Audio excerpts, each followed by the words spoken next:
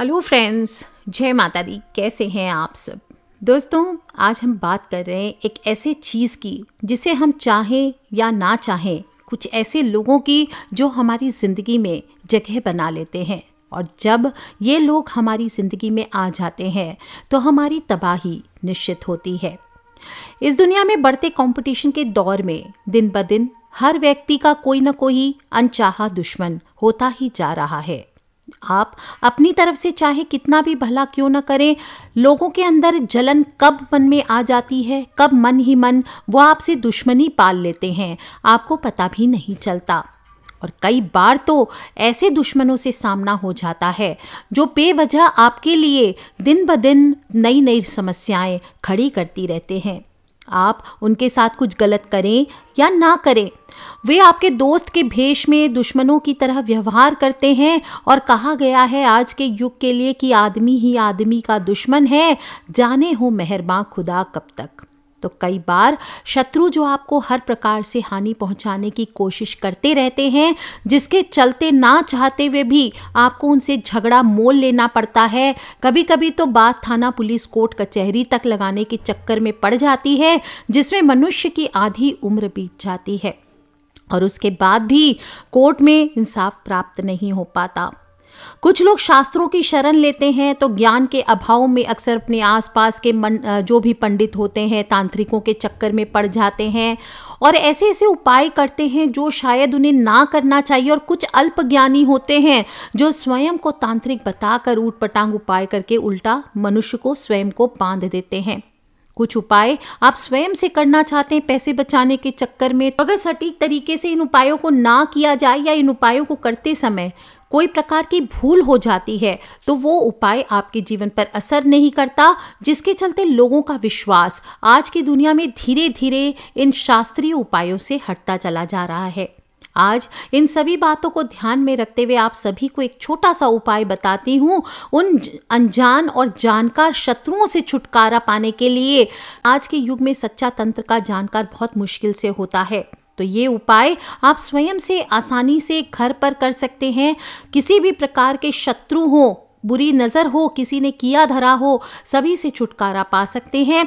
अगर आपको पता है कि कौन कर रहा है, क्या कर रहा है, या कोई अनजान शत्रु है, तो बिल्कुल कम खर्च में सिर्फ एक नींबू के द्वारा एक सुई से आज आप ये उपाय कर सकते हैं।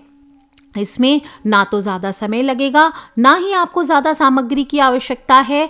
बस इसकी पूरी विधि सटीक तरीके से आपको ध्यान में रख करके सुननी है, और जब भी आप इसका उपयोग करें, कब करें, ध्यान रखें जब एक्सट्रीम हो जाए, कोई शत्रु आपको काफ़ी समय से परेशान कर रहा है, जिसकी वजह से आपको मानसिक क्षति पहुंच रही है, शारीरिक पीड़ा हो रही है, तो तभी इन उपाय को करें। क्योंकि जो ये उपाय है बहुत शक्तिशाली हैं। सुनने में लगेगा सिर्फ एक नींबू का उपाय है, पर ये भयंकर भयंकर शक्तिशाली उपाय हैं।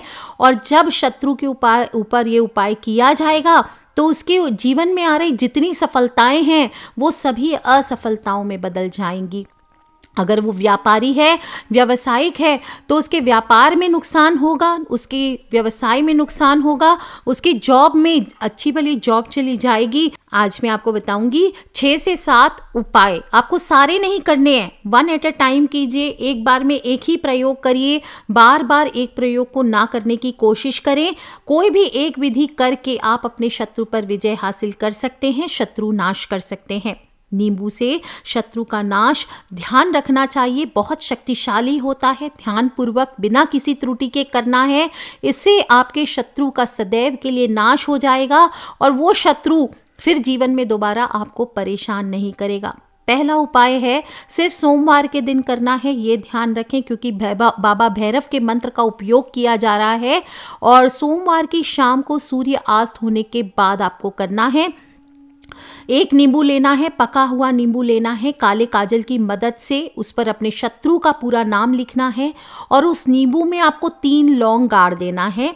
और उसके बाद एक पीपल का पत्ता ले लीजिए, उसके ऊपर उसी काजल से, आप चाहें तो इस उपाय के लिए काजल पेंसिल यूज़ कर सकते हैं, या फिर घर में जो भी काजल है उसको किसी माचिस की या कॉटन की मदद से आप इस उपाय को करें। सूखे काजल से ना लिखा जाए तो थोड़ा सा उसमें चमेली का या सरसों का तेल मिक्स कर लीजिए और फिर मंत्र के बीच में जहां अमुक लिखा है, आगे मैं मंत्र बता रही हूँ उसमें अमुक लिखा है, वहां पर अपने शत्रु का नाम लिखना है। बोलना है ओम शौम शौम भैरवाय अमुक नाशाय स्वाहा। जैसे कोई राज है, वो आपका शत्रु है, तो आप बोलेंगे ओम छौम छौम भैरवाय राजनाशाय स्वाहा। इस प्रकार से आपको 108 बार इस मंत्र का आपको उच्चारण करना है। धीमी आवाज में उच्चारण करना है, इतनी ऊंची आवाज हो कि सिर्फ आपके कानों तक पहुंचे।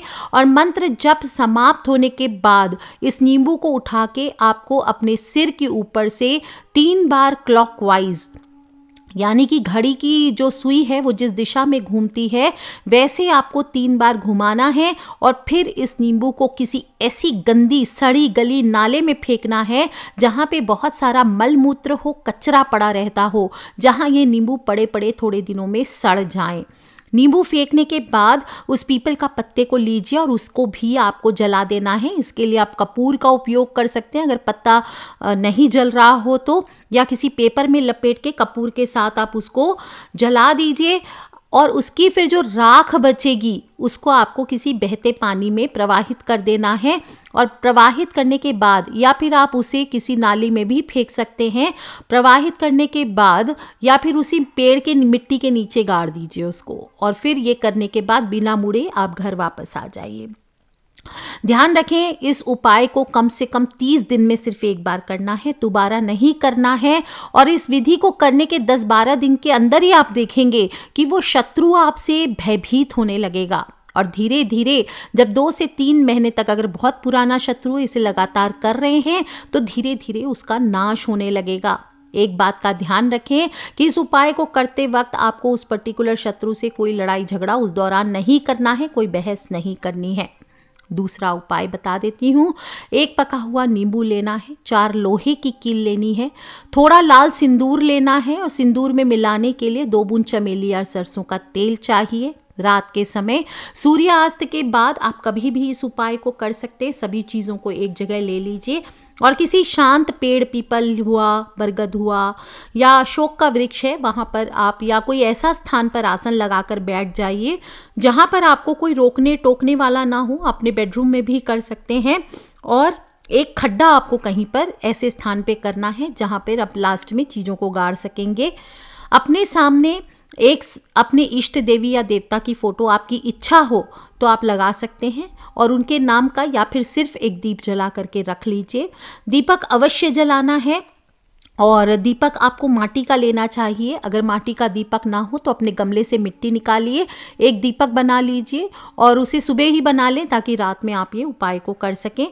अब वो देसी घी का दिया आपको जलाना है और भगवान या इष्ट के सामने हाथ जोड़ करके प्रार्थना करनी है। जैसे मेरी इष्ट माँ दुर्गा है तो मैं बोलूँगी, हे माता, आप मुझ पर दुश्मन की नकारात्मक शक्तियों से के वार से मुझे बचाइए, मुझे जीवन में सुख शांति प्रदान कीजिए। और फिर इस प्रकार से जो भी आपके मन में भाव है वो उसको प्रार्थना करके नींबू के ऊपर जो सिंदूर है उसमें तेल मिला करके उसके माध्यम से अपने दुश्मन का नाम लिख दीजिए। साथ ही साथ नींबू पर आपको मंत्र भी लिखना है सिंदूर से, क्रीम क्रीम शत्रु नाशिनी क्रीम क्रीम फट। क्या लिखेंगे? क्रीम क्रीम शत्रु नाशिनी क्रीम क्रीम फट। अगर आपके पास सिंदूर नहीं है, आप रेड कलर के जो फेल पेन होता है, स्केच पेन, आप उसका भी यूज़ कर सकते हैं। अब नींबू पर दुश्मन का नाम लिखने के बाद उस नींबू पर 4 लोहे की कील में सिंदूर लगाकर उसे गाड़ दीजिए और फिर नींबू को उसी स्थान पर गाड़ना है जहां पर आपको खड्डा करने, मैंने बोला कहीं भी आपने खड्डा किया है वहां पर आपको गाड़ देना है। दीपक को आपको कहीं भी बहते जल में, जब पूरा हो जाए, दीपक में बहुत सारा घी तेल नहीं लेना है, सिर्फ मंत्र बोलने तक, पूजन शुरू करने तक आपको ये रखना है। और फिर पूजा पूर्ण होने के बाद आपको इसको बहते जल में प्रवाहित कर देना है। और देवी देवता की फोटो अगर आपने ली थी कोई भी, तो उसे भी आपने आसन लगाया था, उस सबको आपको फोटो को बहते जल में साथ में बांधकर प्रवाहित कर देना है। जो फोटो है आपकी इच्छा हो तो उसे घर पे भी रख सकते हैं, मगर दीपक को बहते हुए जल में प्रवाहित अवश्य करना है। आप देखेंगे आपकी इच्छा अनुसार आपके दुश्मन पर प्रभाव पड़ेगा और आपके दुश्मन कुछ ही दिनों में आपके साथ दोस्तों जैसा व्यवहार करने लगते हैं। बहुत ही चमत्कारी उपाय है, करके देखिए। इसके अलावा एक तीसरा उपाय भी बता देती हूँ। आपको नींबू पर सिंदूर के माध्यम से अपने दुश्मन का नाम 3 बार लिखना है और प्रार्थना करना है उस नींबू को लेकर के हाथों में कि हे प्रभु, हमारे दुश्मन की नकारात्मक शक्तियाँ जो वो हम पे डाल रहा है उससे हमें मुक्ति प्रदान कीजिए और उसे सही मार्ग दिखाएं कि वो हम पर ऐसा अत्याचार ना करे।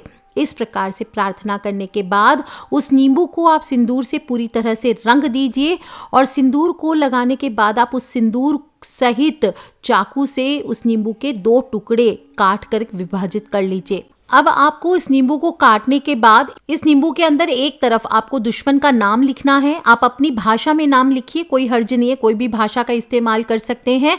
और दूसरे टुकड़े पर आपको अपना नाम लिखना है। फिर इस नींबू को दोनों को आपस में जोड़कर लोहे की एक लंबी की कील गाड़ दीजिए। अब इस नींबू को आप बहते हुए गंगा जी में प्रवाहित कीजिए। साथ में गंगा माँ से प्रार्थना कीजिए। अगर गंगा माँ नहीं है तो कोई भी बहती नदी में आप इसे प्रवाहित कर सकते हैं और बोले, हे माता रानी, इस नींबू में हमारे दुश्मन की सभी नकारात्मक शक्तियों का वास हो जाए और इसे हमारे जीवन से इतनी दूर ले जाओ कि फिर ये कभी भी हमारे जीवन में वापस ना आए।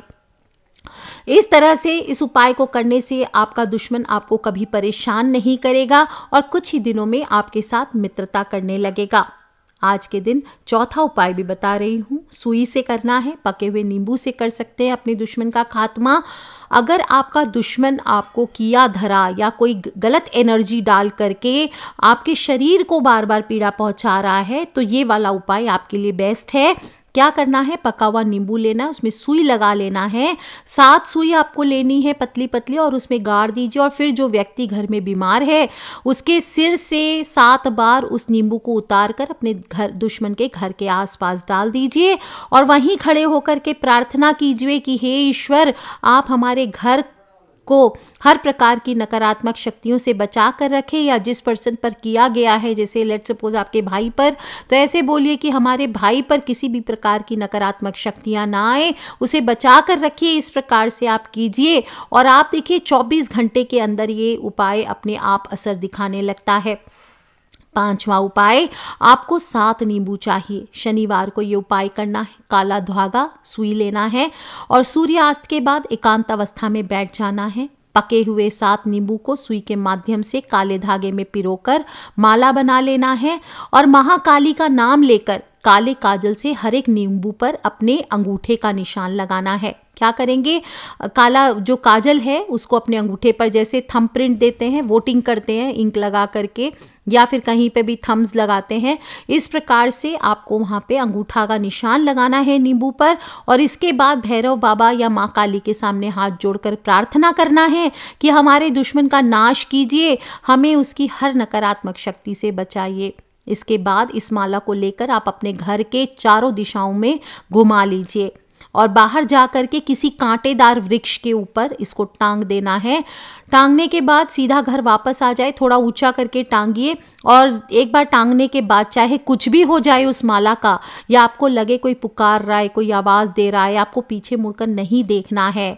और इसके बाद आप देखेंगे चुपचाप अपने घर चले आइए। थोड़े ही दिनों में, 15-20 दिनों में आपका दुश्मन खुद आपसे डरने लगता है, आपके अंदर दब जाता है, आपकी बुराई नहीं करेगा और किसी प्रकार की आपको हानि नहीं पहुंचा पाएगा, उल्टा आपसे मित्रता जैसा व्यवहार करने लगेगा। छठा उपाय और लास्ट उपाय, नींबू और फिटकरी से आप कर सकते हैं। बहुत कारगर उपाय है शत्रुओं के नाश करने के लिए, बहुत ही सरल है, कोई भी आराम से कर सकता है, किसी भी दिन कर सकते हैं। आपको एक नींबू लेना है, उसके ऊपर लाल सिंदूर या लाल रंग की पेन की मदद से अपने शत्रु का नाम लिखना है। नींबू के दोनों साइड में एक एक कील को आर पार गाड़ देना है। उसके बाद काले कपड़े के अंदर इस नींबू को और फिटकरी को रख देना है और 51 बार आपको शत्रु नाशाय फट फट स्वाहा, ओम शत्रु नाशाय फट फट स्वाहा, इस प्रकार से बोलते हुए आपको पोटली बांधना है। 51 बार मंत्र बोलते जाना है, फूंकते जाना है और फिर इस पोटली को सूर्यास्त होने के बाद किसी नीम के पेड़ की डंगाल पर लटका देना है। ध्यान रखें। पोटली को लटकाते समय मंत्र का निरंतर जप करते रहें। पोटली को नीम की डंगाल पर लटकाने के बाद पीछे मुड़कर घर वापस आ जाएं। अच्छे से हाथ पैर धो लीजिए या स्नान कर लीजिए। और एक बात का विशेष ध्यान रखें कि काली पोटली को नीम की डंगाल पर थोड़ी ऊंचाई पर लटकाना चाहिए, ताकि कम से कम 5-10 दिन तक इस पोटली की ओर कोई व्यक्ति इसकी ओर ना देखे, ना इसे निकाल सके।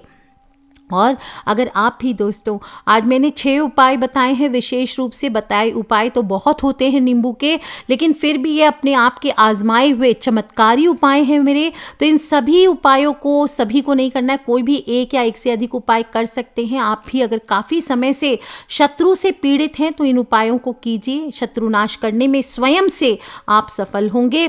और बहुत ही प्राचीन उपाय है ये, आज भी बड़े बड़े तांत्रिक इस उपायों को करके शत्रुओं का नाश करते हैं। एक साधारण सा नींबू, इसका उपयोग करके आप घर में ही अपने शत्रु पर विजय प्राप्त कर सकते हैं। और नहीं, अगर आप इन उपायों से आपका शांति हो रही है और या फिर बहुत ज़्यादा आप परेशान हैं, तो आप जो स्क्रीन पर नंबर दिए जा रहे हैं उसमें आश्रम में आप फ़ोन करके भी शत्रु मुक्ति करवा सकते हैं। लेकिन फिर भी एक अनुरोध आप सभी से करूंगी कि जीवन में अगर आपके कोई शत्रु है और परेशान कर रहा है, तो सबसे पहले उससे एक बार बातचीत के द्वारा परिस्थिति को संभालने की कोशिश कीजिए। और हर संभव प्रयास करने के बाद भी अगर वो नहीं मान रहा है, आपको परेशान कर रहा है, तो इन उपायों को कीजिए। ये मंत्र बहुत ही शक्तिशाली हैं। इनका प्रभाव से व्यक्ति के जीवन में बहुत नकारात्मकता आ जाती है, उसका जीवन नष्ट हो सकता है। और इसीलिए कहती हूँ कि भूल करके भी बिना बात के अपने फायदे के लिए कभी किसी का नुकसान पहुंचाने के लिए इन उपायों को ना कीजिए, नहीं तो इसका उल्टा प्रभाव आपको भुगतना पड़ेगा। कर लीजिए उपाय दोस्तों, और अपने फ्रेंड्स, फैमिली, मम्मी पापा, भाई बहन, बच्चों से भी इन्हें शेयर किया करें, क्योंकि जो लोग भी परेशान हैं उन उपायों को शेयर करके आप सभी की मदद करते हैं और भगवान आपकी भी विनती सुनता है। तो कर लीजिए उपाय दोस्तों, खिलखिलाते रहे, मुस्कुराते रहे। किसी भी तरह के प्रश्न हो तो जो भी नया वीडियो आए उसके नीचे आप मुझसे लिख करके पूछ सकते हैं। आज के लिए इतना ही दोस्तों, खिलखिलाते रहे, मुस्कुराते रहे। Take care friends, love you all. जय माता दी, बम बम भोलेनाथ की।